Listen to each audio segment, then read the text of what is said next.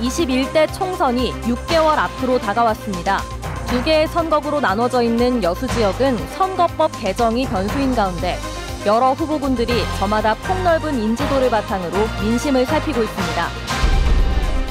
여수시에 이어 순천시도 문화원을 둘러싼 논란이 가중되고 있습니다.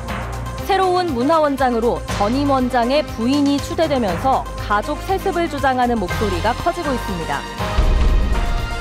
무안국제공항의 연간 이용객 100만 명 달성에 적신호가 켜졌습니다. 일본 노선이 타격을 입고 일부 항공사는 제주 항로까지 철수할 예정으로 있기 때문입니다. 국립해양기상과학관 건립부지 확보 방안을 놓고 여수시와 시의회가 이견을 좁히지 못하고 있습니다. 부지 매입을 위해 공유재산 관리계획안을 통과시켜달라는 여수시에 예산 낭비라는 의회 공방이 맞서고 있습니다. 시청자 여러분 안녕하십니까? 월요일 밤 여수 MBC 뉴스데스크입니다. 21대 총선이 이제 6개월 앞으로 다가왔는데요. 이제 누가 민의의 대표자를 희망하는지 그 면면과 경쟁 구도를 시민들도 알고 눈여겨봐야 할 시점이 됐다고 보여집니다. 여수 MBC는 그래서 오늘부터 선거구별 후보군을 순차적으로 소개하는 시간 마련했습니다. 오늘은 그 첫 번째로 여수 지역 2개의 선거구를 겨냥한 후보군들의 경쟁 양상을 짚어봤습니다.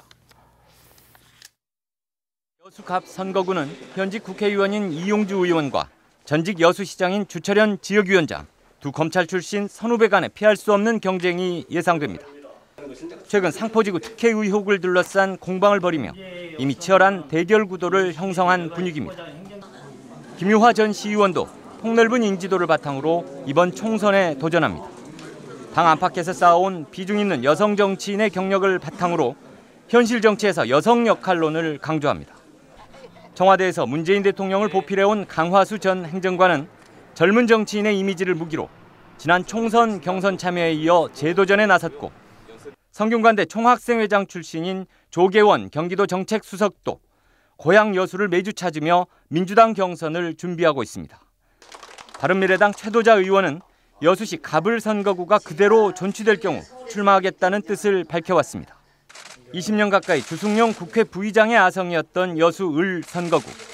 지역 기반은 여전히 탄탄하다는 평가지만 바른미래당의 지역 내 낮은 지지세와 만만치 않은 세대교체 요구가 변수입니다. 이에 맞서는 민주당 측에서는 지역위원회를 이끌고 있는 정기명 변호사가 출마 의사를 밝히고 나섰습니다. 지역에서 20년 가까이 변호사 생활을 하며 여러 이슈와 현안에서 시민과 교감을 넓혀왔다는 평가입니다. 검사장까지 지낸 김혜재 변호사도 중량급 후보로 꼽힙니다. 올 초부터 활동을 시작하며 지역 분열을 극복하자는 메시지로 얼굴을 알리고 있습니다. 여기에 권세도 전 광명경찰서장도 지난해 지방선거 실패 경험을 바탕으로 재도전을 준비 중이고, 삼선 여수시 의원 출신인 김순빈 전 부의장도 민주당 당내 경선에 나설 채비를 하고 있습니다. 민주당이 여론 지지세에서 지역을 사실상 주도하고 있지만 상대는 모두 야권의 비중 있는 현직 의원들. 여기에다 갑을 선거구 통합으로 이어질 선거법 개정 여부조차 전혀 예측하기 힘든 상황이어서 6개월을 앞둔 여수의 총선 기상도는 한 치 앞도 안 보이는 짙은 안개 속입니다. MBC 뉴스 박광수입니다. 여수시와 시의회가 국립해양기상과학관 건립부지 확보 방안을 놓고 이견을 좁히지 못하고 있습니다. 권오봉 여수시장은 오늘 기자간담회를 갖고 최근 시민청원에 올라온 국립해상기상과학관 건립 요구 청원의 성립 과정을 보고하고, 오는 16일 개회되는 시의회에서 부지 매입을 위해 공유재산 관리 계획안을 통과시켜달라고 호소했습니다. 하지만 이에 대해 여수시의회 서한석 의장은 자신의 SNS를 통해 시의회는 지역 재원의 부담을 줄이기 위해 다양한 대안을 제시해왔지만 권 시장은 스스로 무상 제공 방침을 세워놓고 유휴부지를 확보하려는 노력은 하지 않은 채 시 예산만 쓰려 하고 있다고 반박했습니다. 시민단체가 촛불 집회와 국민들의 집단 민원을 폄하한 고흥 군수의 발언을 규탄하고 군정을 개혁할 것을 주장했습니다. 청정 고흥 연대회의는 오늘 성명서를 내고 송귀근 고흥 군수가 검찰개혁 촛불 집회 폄하 발언뿐만 아니라 국민들의 집단 민원을 폄하한 것에 대해 사과를 해야 한다고 주장하면서 군민을 위한 군정을 펼칠 것을 촉구했습니다. 공군은 이에 대해 집단 민원을 행정적으로 잘 대응하라는 취지의 발언이 잘못 전달된 것 같다며 민원을 폄하할 의도는 없었다는 입장을 밝혔습니다. 지역의 향토 문화를 발전시키기 위해 설립된 시문화원의 원장 자리를 둘러싸고 여수에 이어서 순천에서도 진통이 커지고 있습니다. 전임 원장의 부인이 신임 원장으로 추대되자 가족 세습이라며 시민단체까지 반발하고 나선 건데요. 자세한 내용 조희원 기자가 취재했습니다. 순천문화원의 차기 원장 선출을 둘러싼 내홍이 불거진 건 지난 7월. 2010년부터 연임했던 전임 원장이 최근 별세한 뒤 그 부인이 신임 원장으로 추대되자 깜깜이 운영이라는 논란이 불거졌습니다. 일부 전현직 임원들이 지역 문화 발전을 위해 세워진 문화원이 사유화된 상황이라며 잇따라 반발하고 나선 겁니다. 조용히 지내자 알고 그냥 조용히 넘어갔어요. 마음에 들면 들어오고 마음에 안 들면 못 들어오고. 문화원장의 그 부당한 행태에 대해서 그 전임 그 이사들이 다 봐왔습니다. 그런데 워낙 개인적으로 친분이 있다 보니까 그 반발을 못하고 문제 제기를 못하고 그대로 이어온 거죠. 이 같은 사실이 알려지자 지역 시민단체 역시 가족 세습이나 마찬가지라며 문화원을 공개적으로 비판하고 나섰습니다. 전임 원장이 장기 집권하는 동안 문화원은 지역 향토문화 지원이라는 본연의 업무를 등한시해왔고 국고 20억을 받아 매입한 건물로 월 수천만 원 이상의 임대 사업 수익을 얻어왔는데 이사들마저도 어디에 어떻게 쓰이는지 잘 알지 못하고 있다는 겁니다.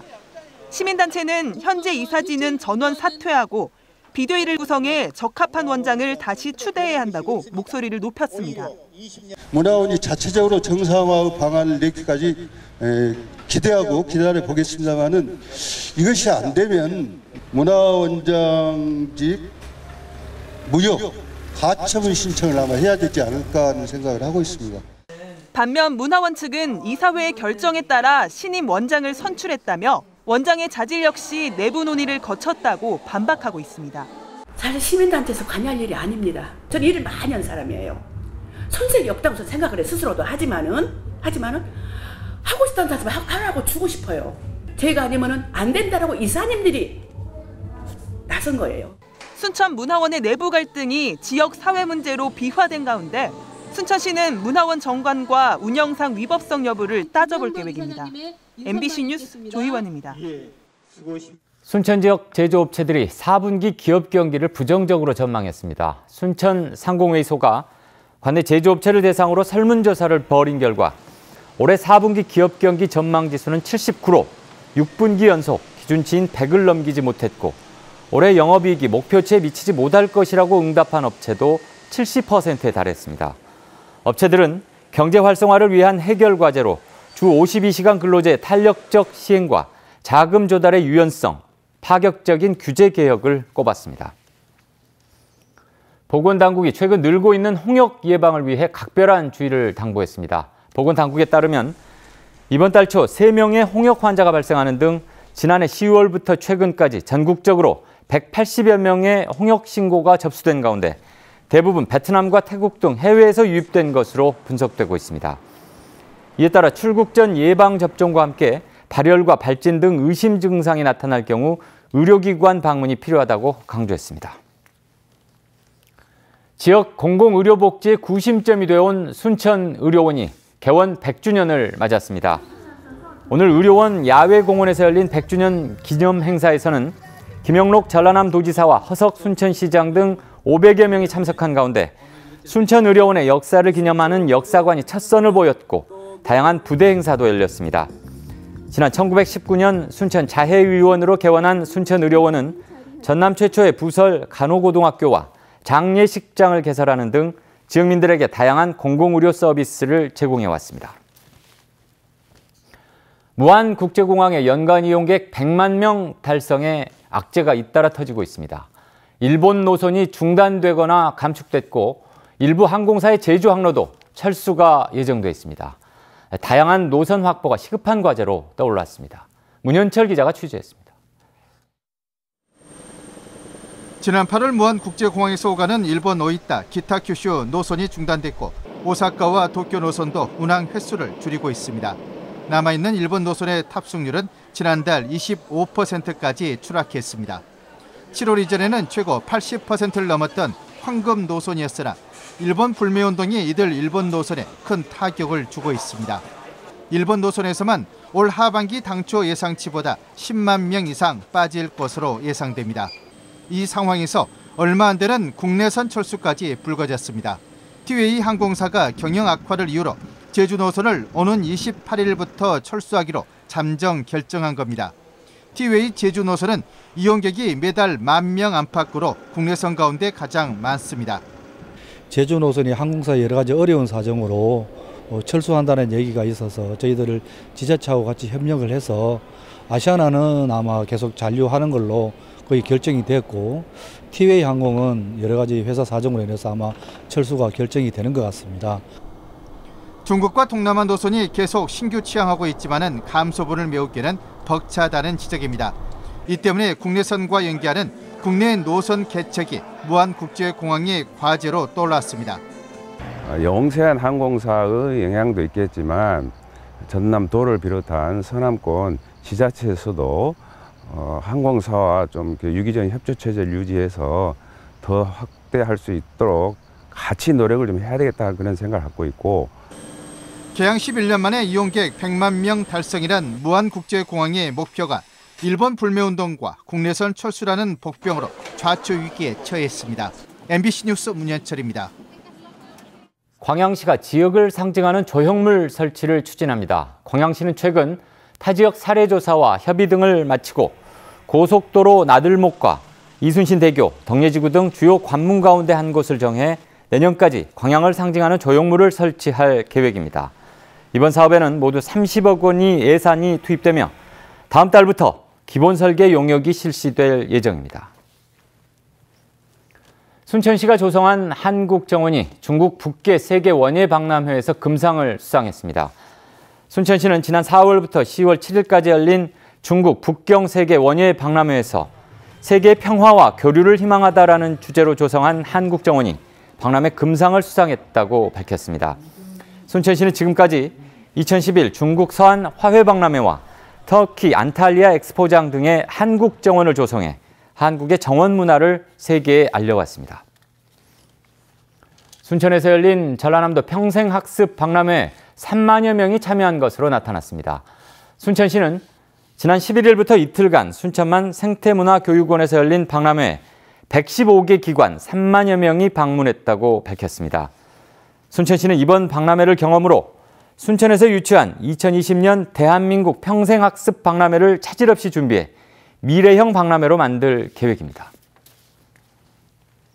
여수산단 입주업체인 휴캠스가 반도체 등의 핵심 소재인 질산 공장을 증설합니다. 휴캠스는 여수 국가산단에 1,500억 원을 투입해 연간 40만 톤의 생산 능력을 갖춘 질산 공장을 증설할 계획이라고 밝혔습니다. 업체 측은 공장 증설이 완료되면 오는 2024년부터는 주력 제품을 중심으로 1조 원 이상의 매출이 가능할 것으로 전망했습니다. 광주 전남 지역 학교에서 교권 침해 사례가 잇따르고 있는 것으로 드러났습니다. 국회 교육위원회 바른미래당 이찬열 의원이 시도교육청으로부터 제출받은 자료에 따르면 올해 상반기 광주 전남 지역에서는 모두 108건의 교권 침해 사례가 발생했고 지난해보다 소폭 늘어난 것으로 집계됐습니다. 유형별로는 모욕과 명예훼손이 가장 많았고 부당 간섭과 상해, 폭행이 뒤를 이었습니다. 한편 교사들의 인권 보호를 위해 교권 침해 학부모와 학생에 대한 처벌을 강화한 교권 지휘법 개정안은 오는 11일부터 시행될 예정입니다. 전남도가 국가균형발전 프로젝트 사업에 대해 지역 중소건설업체가 참여할 수 있도록 정부에 건의했습니다. 전라남도는 여수 화태와 백야를 잇는 교량건설과 수산식품 수출단지 조성 사업 등 예타 면제 사업에 지역 중소건설업체의 참여가 가능하도록 기재부와 국토부에 지역 의무 공동도급 적용을 건의했습니다. 현재 정부 발주공사는 국가를 당사자로 하는 계약에 관한 법률에 따라 78억 원 미만 소규모 사업에만 지역 의무 공동도급을 적용하고 있습니다.